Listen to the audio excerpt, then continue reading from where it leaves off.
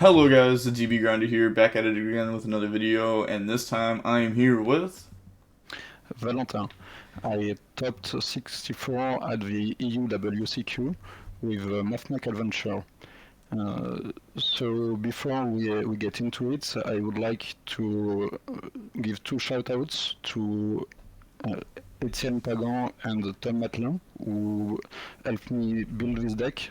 So we practiced a lot with this deck together and built it basically at free for the YuWCQ.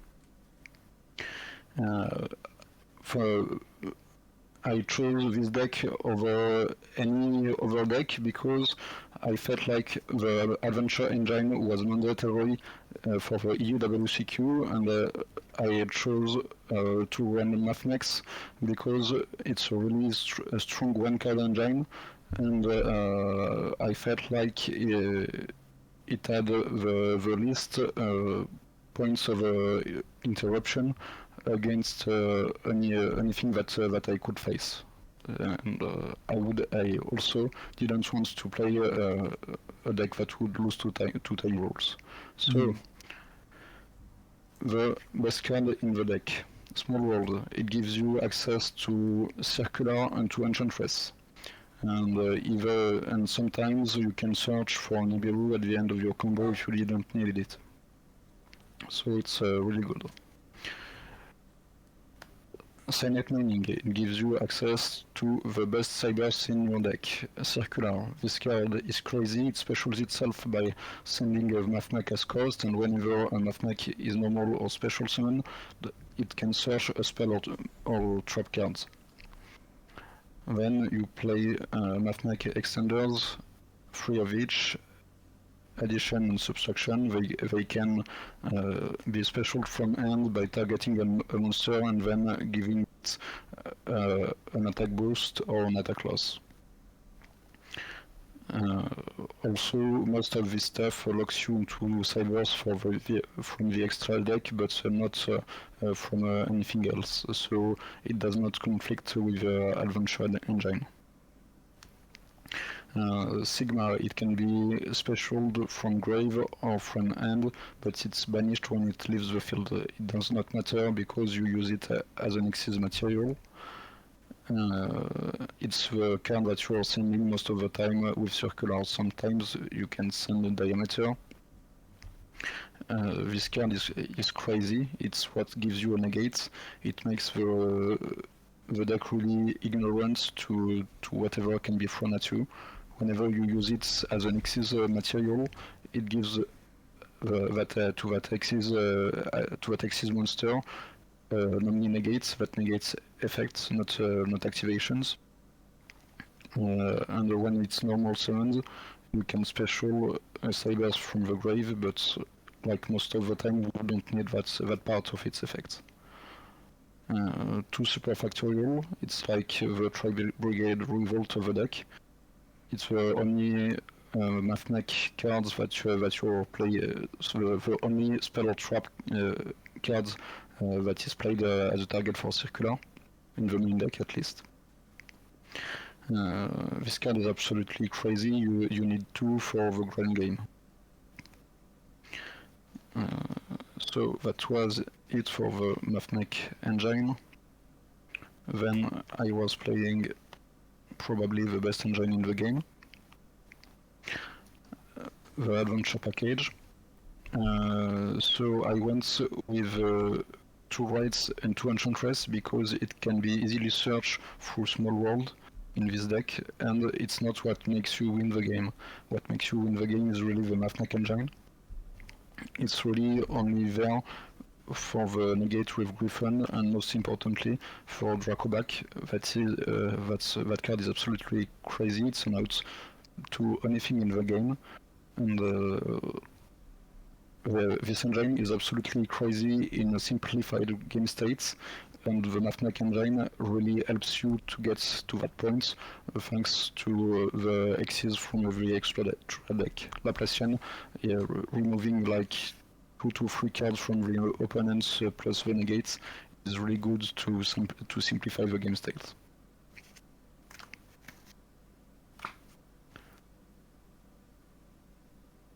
Then I chose to play 12 entraps over board breakers because I need things to bridge with small world. So like Effect Veiler is a spellcaster like Enchantress and is a light like Circular. So it can bridge almost anything in the deck. Ash is a fire like addition and subtraction and is level 3 like Enchantress. So it can bridge that too. Nibiru can bridge to also any of your engines because you can bridge it to Veiler and then to Enchantress or to Circular. Ghost Ogre can be bridged to Nibiru into Circular, but it does not give you access to Enchantress, however, because it's a light with 0 attack like Effect Veiler. Also, why those 12 entraps? It's because I only wanted entraps that pair well with Nibiru, because it's when you have the ability to resolve that against sprites, you win on the spot. Like if they have a red to protect the gigantic sprite, you can go like Ash and Gigantic. If they chain red, you can chain Nibiru and win the game. Same thing with Veiler and Ghost Ogre. Well, that's it for the main deck. So why did you decide to not play Imperm? Is it just because it's not something that you can like bridge with Small World? Yeah, it's like I wanted to have a deck that's as consistent as possible and to be able to have an access to my engine over time. I didn't want to lose a game because I bricked. So, like if I were to play for locals, this would be Imperm because Imperm is, in my mind, strictly better than Ghost Ogre in this format. Mm-hmm. And Effect Veiler is the best bridge for the deck, so like you can't really replace it. And Ash is good is like the most generic entrap, and this is the highest impact entrap that you can resolve in this format. Like it's crazy against sprite with any other entrap, and it's crazy even alone against danger tiers. Like you can just wait for them to make their endboard and then drop the nibble on them, and they will left with almost nothing, if not nothing at all. A lot of players were going for a 0 Boros and to trigger it with snow in the opponent's turn, or even with some tier element plays. So this got rid of that, and this can also prevent the viruses in that matchup too. So Nibiru was like almost mandatory if you do not play board breakers. Like it was almost like a game plan, and it's also make sure that you do not die when you're first. It's really hard to die through a Nibiru plus your board. Mm-hmm. Fair enough. Do you want to go to the extra next one? Yes. And also, how many cards did you end up playing in your main deck? 40. Perfect 40. You don't want to break, and you have a limited number of copies of Circular in your main deck. You can't run more than 9, so you can't run more than 40 cards. Mm-hmm. Well, I mean you can, but then your deck won't be as consistent and it won't be as good. So for the extra deck, there were 3 link ones. The purpose of Mirage is to convert any entrap into a Cygos monster to go into Splash Mage. The Link Spider is here to convert any normal monster into a Cyverse. It's either if it's a need token or an adventure token. this helps you extend and go into your cyberspace. Lingo Rebel is here for trap decks and for the mirror.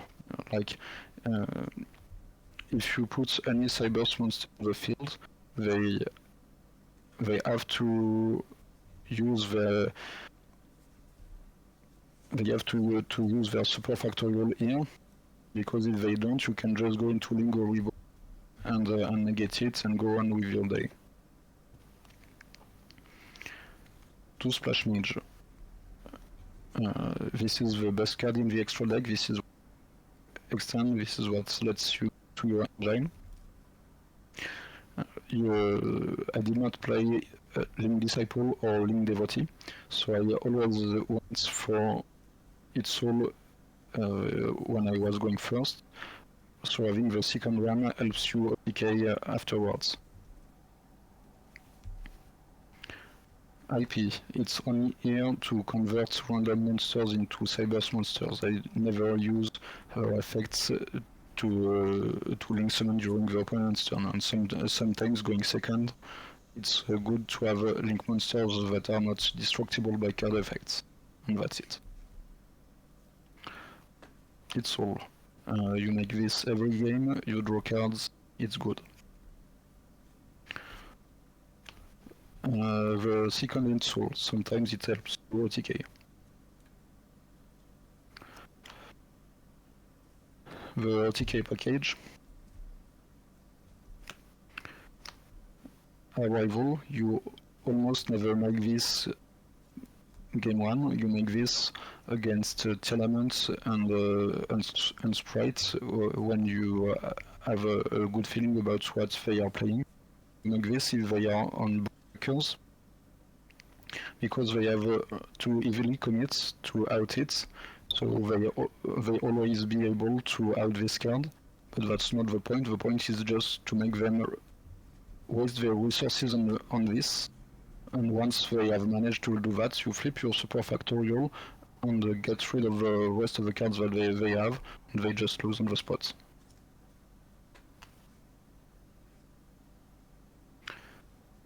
To number chance, it's your engine. You can play less. To la play chance, you want to play 2 to be able to do stuff. It's like your only source of interruption from your engine during opponent's turn. So you absolutely need to play 2. This card is crazy, do not play any less. 3 are not needed, but you need to play 2.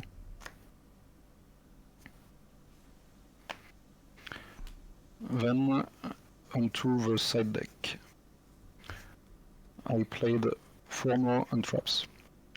So DD Crow is one of the best standalone untraps in the format, and Gospel is functionally doing the same thing, plus it's also protecting your super factorial when you're going first against the opponent's DD Crow and Call by the Grave. So, like, it's especially good in this matchup, and it's good in the mirror match because you can bell the super factorial and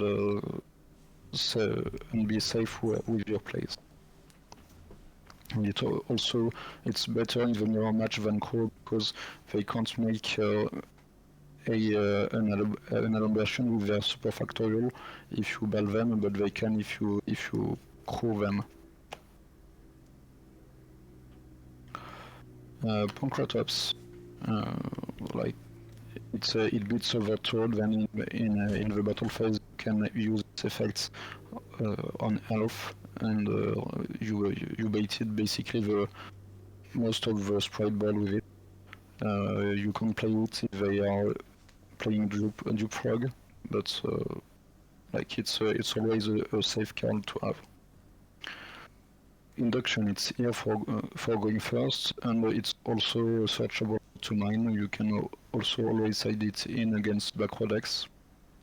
Red Reboot, it's here for the mirror match and for decks that can play viruses and like any trap deck.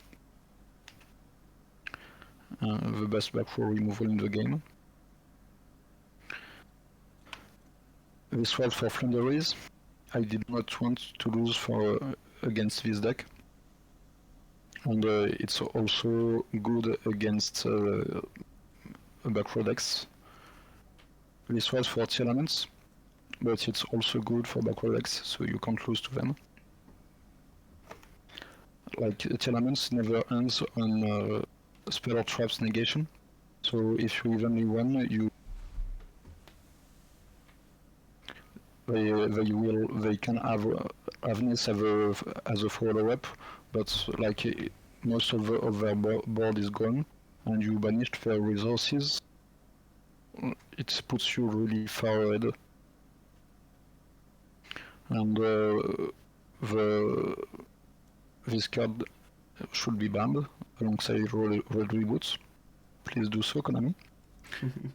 It makes sure that you win when you're going first. So that was what I played for this event. I faced a lot of Sprite players.